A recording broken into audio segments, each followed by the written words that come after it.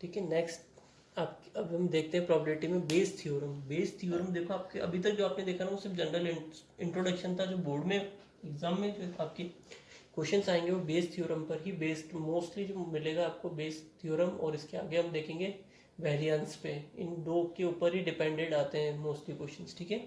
Bayes theorem देखो कुछ भी नहीं है जनरली, अगर आप इसको पढ़ेंगे तो बहुत सारा मतलब डीप में ना पूछेगा आपसे। जनरली इस पे क्वेश्चन आता है, सिंपल एक क्वेश्चन आएगा, फिर आपको इंट्रोडक्शन बता देता हूँ मैं। ठीक है। If B1 B2 B3 so on Bn, ठीक है, आर म्यूचुअली, ठीक है, एक्सक्लूसिव एंड एग्जॉस्टिव इवेंट्स, ठीक है, and A is any event, A कोई और इवेंट है दैट अकर्स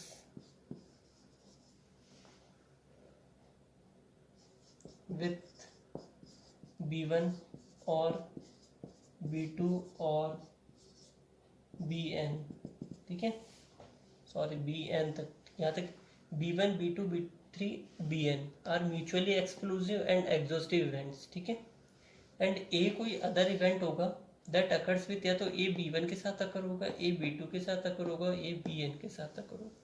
ठीक है। जैसे आप एफ पढ़ते थे, एफ क्या होता था, जो ऑलरेडी गिवन आता था। देखो इसको आप कंडीशनल प्रोबेबिलिटी से भी सॉल्व कर सकते हो। अगर आपको सिंपली सॉल्व करना है तो कंडीशनल प्रोबेबिलिटी से भी आप इसको कर सकते हो, ऐसा कुछ नहीं। अगर आपको कंडीशनल प्रोबेबिलिटी का कंसेप्ट क्लियर है तो एक ट्री मेथड होता है, उससे हम कर सकते हैं। बट पहले हम इसका जनरल जो बुक में दिया है उस अकॉर्डिंग चलेंगे। देखो इसका होगा क्या, सिंपल से इसका फार्मूला देख लो। जैसे प्रोबेबिलिटी ऑफ B1 लिखा मैंने, B1 नहीं लिखा, BI अपॉन ए। आई, अब आई का मतलब क्या हो सकता है, B1 भी हो सकता है, B2 B3 B4 B5 B6, any कोई भी नंबर हो सकता है, equals to probability of BI into probability of A upon BI। Clear है तक। फिर summation I equals to 1 to n P B of I into P A upon B of I। ठीक है। अब इसको इससे कट मत कर दो, क्योंकि यहाँ पे क्या है, आई आ गया है, ये समीशन लगा, इसका मतलब अगर आप यहाँ पे पुट करोगे 1, ये हो जाएगा 1, फिर प्लस 2 पुट करोगे तो ये 2, बट लेकिन ये तो एक ही बार आएगा सिंगल टाइम, ये समीशन इसका मतलब मल्टीपल टाइम्स आएगा। 2 आ जाएगा, फिर 3, फिर 4, फिर 5, फिर 6, फिर 7, फिर 8, फिर 9, इस अकॉर्डिंग चलेगा। क्लियर है यहाँ तक। अब इसके क्वेश्चन करोगे, देखो प्रॉबिलिटी के क्वेश्चन अगर आपको सॉल्व करना है तो सबसे पहले उसके क्वेश्चन को अच्छे से रीड करना आना चाहिए आपको। जैसे आपने रीड करना समझ लिया, आपको क्वेश्चन सॉल्व हो जाएगा वहीं पर, बहुत इजीली क्लियर हो जाएगा ये क्या कहना चाह रहा है, इसके अकॉर्डिंग क्या है। ठीक है। देखो क्या दिया, बैग 1 कंटेंट्स, ठीक है, एक बैग है, 3 रेड एंड 4 ब्लैक। सबसे पहले तो ये ध्यान रखना, अगर 2 बैग्स की बात हो रही है तो दोनों को इक्वल इक्वल प्रोबेबिलिटी डिवाइडेड हो जाएगी। ठीक है। 3 की बात हो रही है तो 1/3 1/3 1/3, ठीक है, 3 की 3 थिंग्स होगी तो 1/3 1/3 1/3 डिवाइड हो जाएगा। और आपके सिंपल बात हो रहा होगा तो आपको क्या हो जाएगा, 1/2 1/2 डिवाइडेड कर सकते हैं अपन। ठीक है। क्लियर है यहाँ तक। क्वेश्चन पढ़ो, आप रीड करो क्वेश्चन को। बैग 1 देखो प्रोबेबिलिटी अब आपकी यहीं से स्टार्ट होगी रियली में। तो bag 1 contents 3 red and 4 black balls. Clear है यहाँ तक। आपको डेटा मिल गए, 2 डेटा मिल गए आपको, कौन कौन से। वाइल अनदर सेकंड बैग, दूसरा कौन सा बैग है, second bag, 3 red 4 black 5 red 6। 1 ball is drawn at random from one of the bags, एक बॉल निकाली गई है किसी भी बैग से, and it is found to be red. यही आपकी क्वेश्चंस की हिंट होगी कि एक बॉल निकाली है और वो होनी भी कौन सी चाहिए, रेड होनी चाहिए। अब देखो रेड इसमें भी है, रेड इसमें भी है। Find the probability that it was drawn from bag second, हमें फाइंड करना है कि किससे, बैग सेकंड से। ऐसे ही क्वेश्चन आएंगे और इसको आपको 1 या 2 क्वेश्चंस करोगे आपको पता चल जाएगा बेस थ्योरम पर है या नहीं है। ठीक है। सॉल्यूशन स्टार्ट करते हैं इसका। लाइट करेंगे, लाइट। इवन बी द, जैसे हम वहाँ ई और एफ इवेंट करते हैं तो सिमिलरली यहाँ पे be the event of choosing bag first. E2 क्या हो जाएगा, E2 be the event of choosing bag second. ठीक है, ये दोनों। फिर एक और हमने लिया था, एक B1 B2 के साथ एक कॉमन लिया था हमने ए, तो सिमिलरली हम ए लेंगे, A be the event of, यहाँ से आ जाएगा ड्राइंग, ठीक है, अ रेड बॉल। अब ड्राइंग वाली ड्राइंग बनाने मत बैठ जाना, यहाँ पे ड्रॉ मतलब खींचना, एक बॉल निकालना। इसमें ध्यान रखना आपको रिप्लेसमेंट बोला है या नहीं बोला, इस चीज़ का भी आपको क्लियर ध्यान रखना है, ठीक है। देन मैंने क्या बताया था, 2 बैग्स की बात हो रही होगी तो दोनों में क्या होगा, प्रोबेबिलिटी दोनों की क्या हो जाएगी, हाफ हाफ हो जाएगी। क्लियर है यहाँ तक। नेक्स्ट हम देखते हैं, अब हमें देख क्या बोला है, तो प्रोबेबिलिटी ऑफ, आप देखो क्या बोला, रेड बॉल है ना, तो अगर आप फर्स्ट में से निकालते हो तो A/E1 इक्वल्स टू कितना हो जाएगा आपके पास, हमें A/E1 का फॉर्मूला पता है आपको, नहीं है तो आपको ध्यान होना चाहिए, क्या था, A इंटरसेक्शन E1 अपॉन किससे डिवाइड करते थे आप, E1 से। क्लियर है यहाँ तक। तो यहाँ पे क्या बनेगा, यहाँ पे हमें इसका डायरेक्ट बनाना है, ठीक है। टोटल बॉल कितनी है, इसमें हम नीचे क्या लिख देते हैं इसकी, ठीक है। यहाँ पे आ जाएगा आपके पास 3/7। Probability of A/E1 equals to कितना हो जाएगा, 3/7। अब मैं नहीं बताऊंगा ये कैसे हुआ क्यों आया, आप खुद अप्लाई करके इसको देखो, आपको खुद ऑटोमेटिक क्लियर हो जाएगा 3/7 कैसे बना है, ठीक है। क्लियर है यहाँ तक।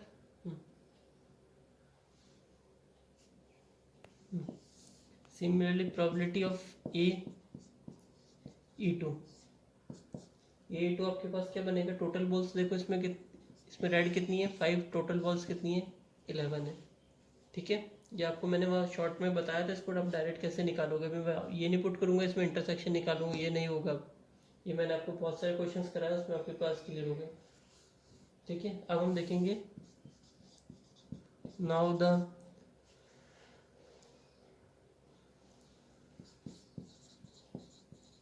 probability of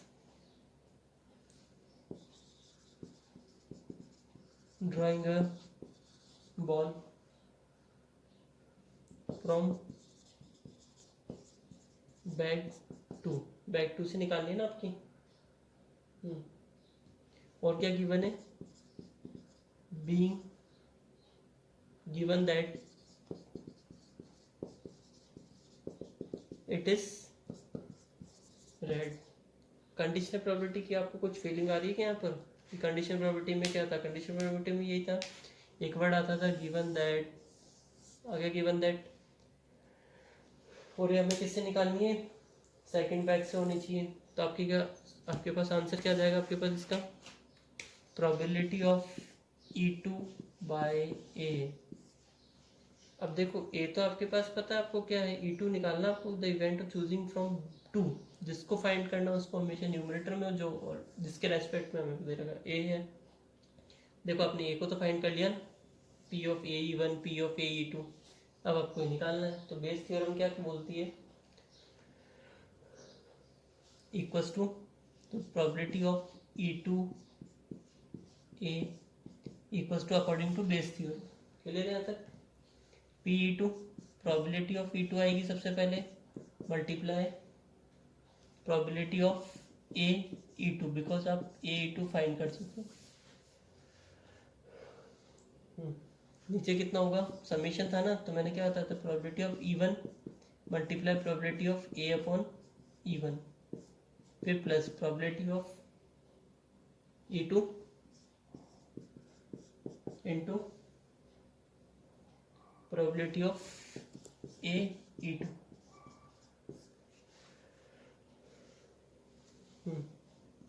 यहाँ से आप वैल्यू पुट करो, प्रोबेबिलिटी ऑफ E2 आपने क्या बताया था स्टार्टिंग में, इसकी वैल्यू कितनी है, हाफ है।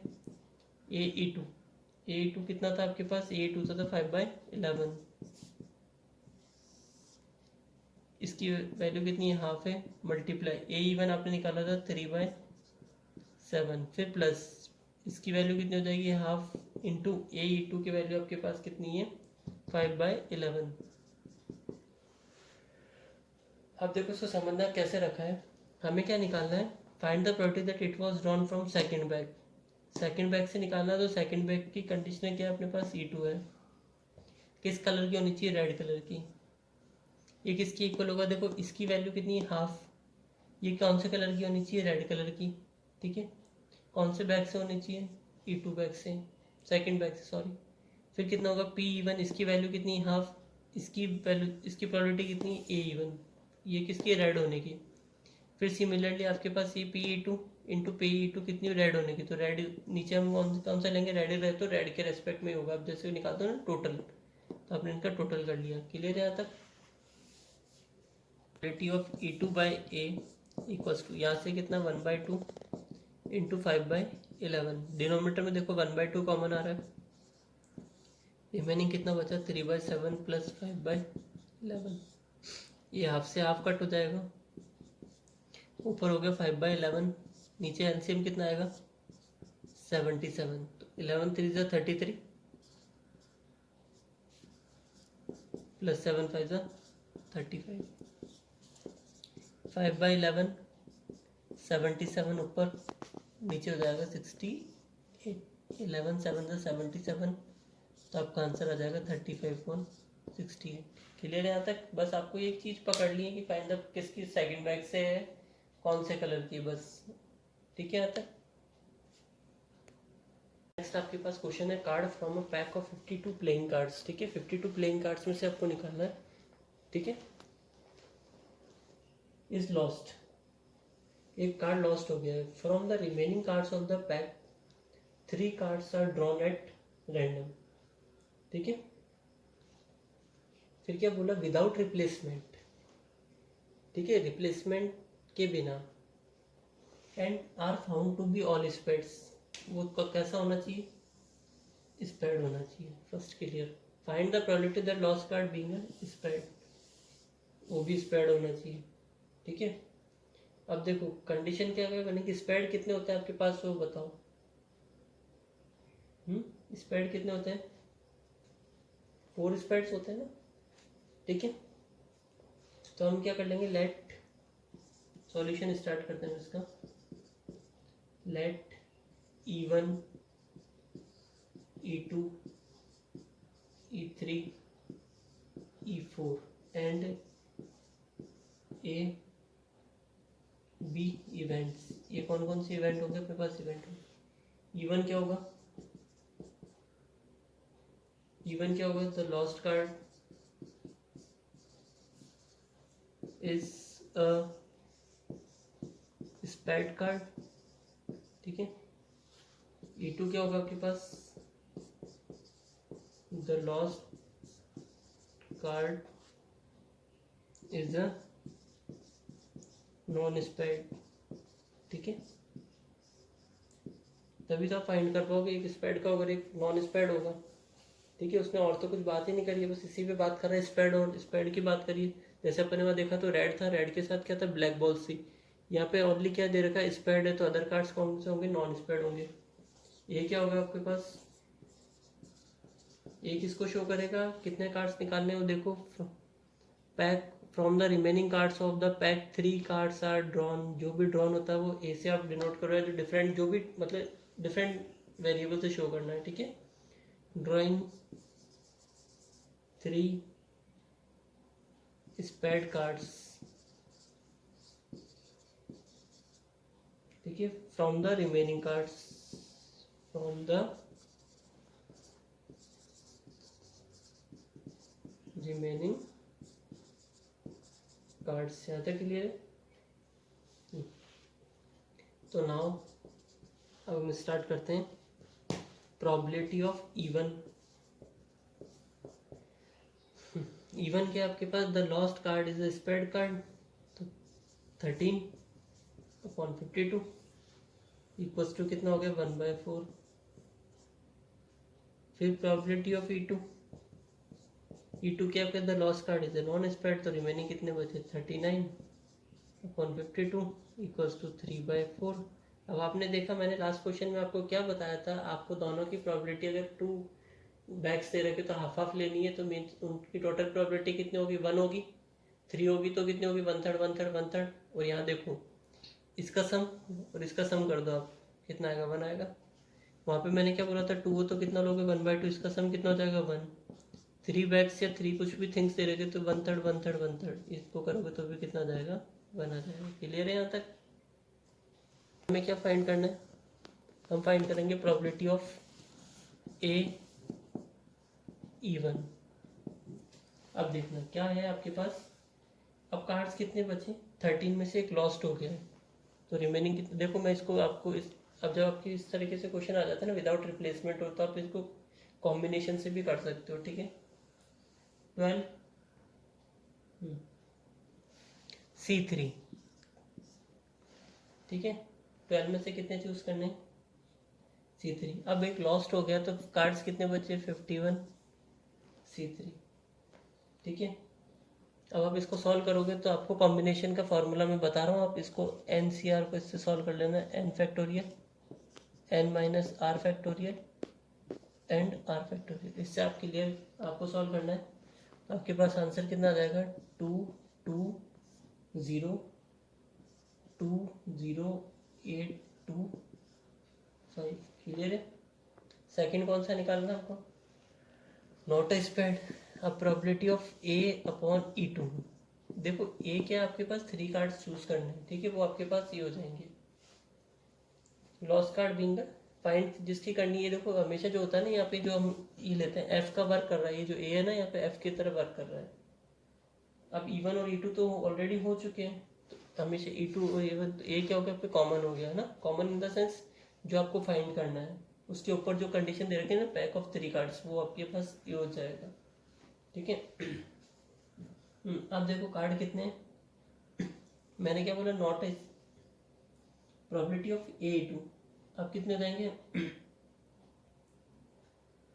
आपके पास हो जाएंगे 13C3 इंटू 51C3, ठीक है। या तो स्प्रेड होगा और एक है स्प्रेड नहीं है, तो कार्ड कितने होंगे 13C3, ठीक है। क्लियर है यहाँ तक? अब देखो 13 क्यों लिया, उसने बोला नॉट ए स्प्रेड कार्ड, ठीक है। ए तो क्या हो गया 3 कार्ड से चूज करने, नॉट ए स्प्रेड, स्प्रेड नहीं, ठीक है। तो 13 में से हमने चूज कर लिया कि स्प्रेड नहीं है।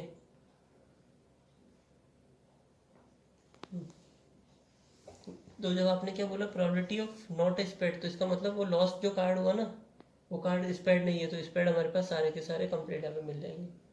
इसको जब आप सॉल्व करोगे तो इसकी वैल्यू आएगी 286। अब देखो नीचे वाला तो सेम है, तो ये तो एज इट इज आ जाएगा 20825, ठीक है। अब आपको क्या बताना है कि फाइंड करना, find the probability that lost card being a spread, ठीक है। अब सुनना, आपको क्या फाइंड करना, वो कैसे निकालते हैं, जो ये वाला होता है ना ऊपर वाला, वो ऑलवेज का चल जाएगा डिनोमिनेटर में। क्लियर है? सीधा सा लॉजिक बता रहा हूँ आपको। फिर क्या बोला lost card being a spread, spread के लिए आपने क्या कंडीशन ली थी इवन ली थी, बस ऊपर ये लगा दो, ये बेस थ्योरम का हो जाएगा आपके पास। क्लियर है? यहाँ तक क्लियर है? देखो ए क्या था समझना है, लॉस कार्ड हो गया, एक कार्ड लॉस हुआ है वो भी किसका स्प्रेड का, तो हमने निकाल लिया 12C3 51C3 ये आ गया। नेक्स्ट क्या है नॉट स्प्रेड कार्ड, तो जिसको देखो इसको हमेशा ऊपर रखना आपको, जो भी आपको कंडीशन दे रखी है। फिर 13C3, 13 क्यों लिया, मैंने क्या बोला E2 क्या है कि नॉट स्प्रेड, स्प्रेड नहीं है तो 13 एज इट इज, क्यों लॉस कार्ड 13 था ही नहीं स्प्रेड, तो स्प्रेड कितने जाएंगे 13। 51C3 इसको सॉल्व, अब आपको क्या फाइंड करना, find the probability that loss card being a spread. अब लॉस कार्ड किसका बता रहा है, मैं स्प्रेड का बता रहा है, तो जिसको फाइंड करना वो कहाँ के ऊपर कितने विदाउट एंड आर, ठीक है, found to be all spreads, ठीक है, सारे के सारे स्प्रेड्स में से फाइंड करना है। क्या फाइंड करना, probability of E1 by A equals to probability of E1 into probability of A upon E1, two condition है तो नीचे टू कंडीशन आ जाएगी, probability of E1 into probability of A upon E1, ठीक है, इंटू ये हमें स्प्रेड का हो गया ना, क्लियर है। एक अब सेकंड क्या है, probability of not spread into probability of जो फाइंड करा वो भी किसकी है, नॉट स्प्रेड की, ठीक है, होना नहीं होने को मान लो आप एक तरह से, अकर प्लस डोंट अकर को आपको डिवाइड करना है। प्रोबेबिलिटी ऑफ E1 कितनी होगी, हाफ 1/4 है, क्या आया था आपके पास 220 ये हो जाएगा 1/4 220 फिर प्लस 3/4 286 अपॉन 20825। यहाँ तक क्लियर है। अब अपना माइंड का यूज़ करके इसको इससे कट मत कर देना, ठीक है, क्योंकि मुझे पता है बहुत इंटेलिजेंट हो। अब यहाँ से देखो 1/4 इंटू 220 देखो 1/4 तो 1/4 मैंने यहाँ से 1/4 तो 20825 कॉमन आ रहा है, 1/4 इंटू 1/200825 कॉमन आ गया, तो यहाँ से कितना बचा, रिमेनिंग 220 प्लस 3 इंटू 286। अब देखो 1/4 से ये 1/4 कैंसिल, 20825 से 20825 कैंसिल, रिमेनिंग कितना बचा आपके पास 220 अपॉन 220 प्लस 3 इंटू 286, ठीक है, तो 220 प्लस 3 6 18 कैरी गया 1, 3 8 24 और 1 कितना हो गया 25, कितना 3 2 6 और 2 858, तो आपके पास हो जाएगा 220 8 एज इट इज 2 और 5 7 1078, और इसको कट करोगे तो 20 से कट हो रहा है 10/49। यहाँ तक क्लियर है। बस आपको बस जो कंडीशन दी है उसको ध्यान रखना है, और क्वेश्चन में क्या डिमांड कर रहा है उसके अकॉर्डिंग करना है कि रिप्लेसमेंट है विदाउट रिप्लेसमेंट है। क्लियर है यहाँ तक।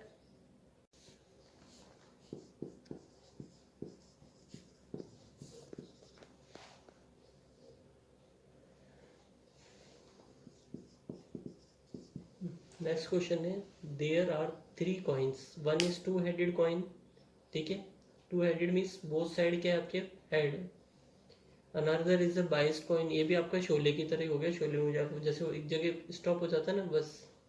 Another is a biased coin, ठीक है, अनदर कौन सा एक बाइस्ड कॉइन है, दैट कम्स अप हेड 75%, ठीक है, क्या आता है उसमें head 7 of the times 75% times, and third is an unbiased coin, ठीक है, थर्ड कौन सा आपका अनबायस्ड कॉइन है, जो अंडरलाइन कर लो, जो आपके पास 2 हेडेड कॉइन है, another is biased that comes 70, but third is an unbiased coin, one of the 3 coins is chosen at random, एक ही कोई चूज करना है, and tossed it shows heads, ठीक है, वो क्या शो करेगा आपको, हेड शो करेगा।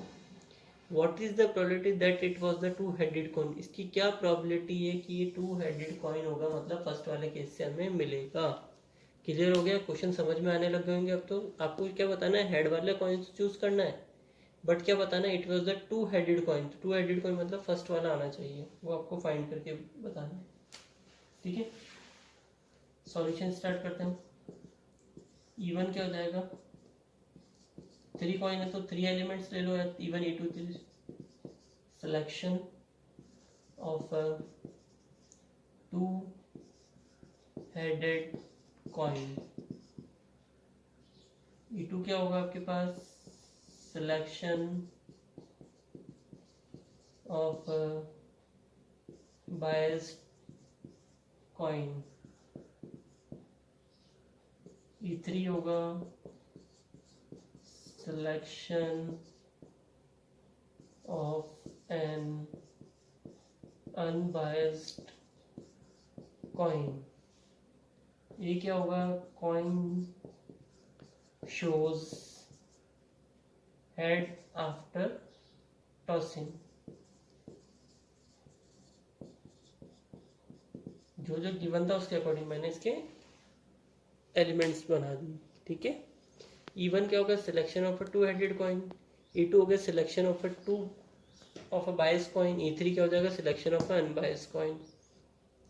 ए इक्वल्स टू कितना हो जाएगा, coin shows head after tossing. Clear है यहाँ तक। अब मैंने क्या बोला था, जब थ्री कंडीशंस की बात होगी तो ईच जो आपने लिए ईच एलिमेंट्स, इनकी जो प्रोबेबिलिटी होगी वो क्या होगी, 1/3 1/3 1/3। क्लियर है यहाँ तक। पहले तो क्वेश्चन समझ में आ गया ना, थ्री टाइप्स के कॉइन्स दे रखे हैं, ठीक है। One of the three coins is chosen at and, एक चूज करना है and tossed. It shows head, head show करना चाहिए। What is the probability that it was the two headed coin, इसकी क्या प्रोबेबिलिटी होगी, वो टू हेडेड कॉइन होगा। तो मतलब हमें इससे फाइंड करना है क्योंकि इसी में ये टू हेडेड कॉइन, ठीक है। अब स्टार्ट करते हैं। Now probability of E1, probability of E2, probability of E3 equal to 1/3। Clear है यहाँ तक। फर्स्ट केस में क्या बोला है, 1 इज टू हेडेड कॉइन, ठीक है। एक कौन सा है, तो इसकी प्रोबेबिलिटी क्या होगी, probability of A/E1 equals to कितना आएगा, 1, ठीक है। क्योंकि इसमें क्या होगा, बोथ साइड ही आपके पास क्या है, हेड है, तो इसका कितना हो जाएगा, टू हेड है। और देखो इसकी प्रोबेबिलिटी अभी बताऊँ आपको, 1 कैसे आएगा, टू हेड्स है, टोटल भी कितने होंगे, टू, तो इसकी प्रोबेबिलिटी कितनी आ गई, 1 आ गई ना। क्लियर है। नेक्स्ट क्या हो जाएगा, probability of A/E2 equals to A/E2 क्या होगा, A/E2 के अकॉर्डिंग क्या कंडीशन दे रखी है आपको, 75%। प्रोबेबिलिटी परसेंटेज में शो नहीं होती है, तो 75/100। 25 से कट करोगे 3 टाइम, 20 टाइम से करोगे 4 टाइम। क्लियर है। Next probability of A/AE3 equal to, अब देखो अनबाइस्ड कॉइन है, means one side tail one side head, तो टोटल हो गए 2, हेड आने की प्रोबेबिलिटी इज 1, ठीक है। तो हमको जो निकालना है, रिक्वायर्ड प्रोबेबिलिटी, ठीक है, क्या करना चाहिए, probability that it was the two headed coin. To headed coin कौन सा, E1 है, और ए क्या है आपका, ए क्या लेट करा था आपने, coin short head after tossing, तो E1/A। बस आपको कुछ भी नहीं करना है, जो बोला है उसके इवेंट को ऊपर ले लो, और जो हमने डिफरेंट टाइप से जो ले रखा है उसको नीचे लेके आ जाओ। बस E1 की बात हो रही है तो न्यूमरेटर में E1 के एलिमेंट चलेंगे। क्लियर हो गया, प्रोबेबिलिटी ऑफ E1, ठीक है, इंटू प्रोबेबिलिटी ऑफ A/E1। नीचे क्या हो जाएंगे, पहले लिखोगे probability of E1, probability of A/E1, sorry E1/A/E1, फिर plus probability of E2 into probability of A/E2, फिर plus probability of E3 into probability of A/E3। Clear हो गया। यहाँ से हो जाएगा probability of E1/A equals to क्या हो जाएगा, प्रोबेबिलिटी ऑफ E1 कितनी थी, 1/3, इसकी कितनी फाइंड करी थी हमने, 1, नीचे कितना आएगा 1/3, इसका कितना फाइंड करा 1, इसकी 1/3, इसकी प्रोबेबिलिटी 3/4, इसकी कितनी हो जाएगी 1/3, इसका कितना था हाफ, ऊपर होगा 1/3, नीचे होगा 1/3। देखो 1/3 कॉमन आ रहा है, सबसे इजी हो गया तो 1। अब यहाँ ना बेवकूफ़ जैसी हरकत मत करना इसको काटने के लिए, 3/4, 1/2, 1/3 से 1/3 कैंसिल हो गया, 1/1 प्लस 3/4 प्लस 1/2, LCM में आ जाएगा 4, सॉरी ऊपर नीचे आएगा एलसीएम 4, 1 4 ज़ा 4, 4 1 ज़ा 4 तो 3, 2 2 ज़ा 4, तो ये 4 कहाँ पहुँचा दो इसको ऊपर, 1 इंटू 4, 4 और 3 7 और 2 9, आंसर आ जाएगा 4/9। ठीक है, ये आपके बेस थ्योरम पर बेस मोस्टली 1 2 और 3 क्वेश्चन से बोल्ट जो परसेंटेज में आते हैं वो क्वेश्चन करेंगे टुमारो। ठीक है, यहाँ तक के लिए क्लियर है? ओके, फिर भी मैंने आपको बताया अगर आपको कोई भी प्रॉब्लम आ रही है आप मुझे टेलीग्राम पे, ये चैनल है ठीक है, या तो ये या फिर नॉट नाउ, इस नाम से दोनों में से, ठीक है, किसी पे भी आप आपकी जो भी प्रॉब्लम है क्या हो रही है तो आप उस पर सेंड कर सकते हो। Okay students.